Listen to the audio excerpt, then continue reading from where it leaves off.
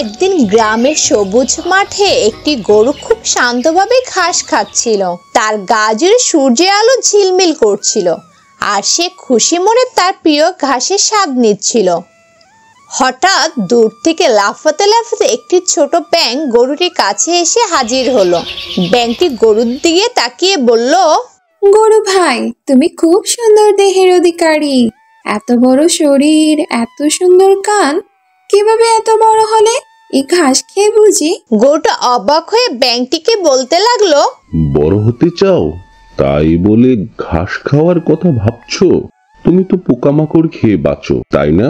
সত্যি কথা বলতে কি, আমি তোমার মতো হতে চাই। তোমার মতো বড় আর শক্তিশালী হওয়ার জন্য যদি ঘাস খেতে হয় তবে আমি সেটাই খাবো। তাহলে শোনো ব্যাঙ ভাই, শুধু ঘাস খেলে আমার মতো বড় হওয়া যায় না। তোমার নিজের পরিচয় বুঝতে হবে। তুমি যেমন ছোট আর লাফিয়ে চলতে পারো, সেটাই তোমার শক্তি।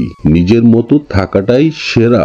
এরকম মজার মজার গল্প পেতে অবশ্যই চ্যানেলটি subscribe, like, share, notification all করে সাথে থাকো।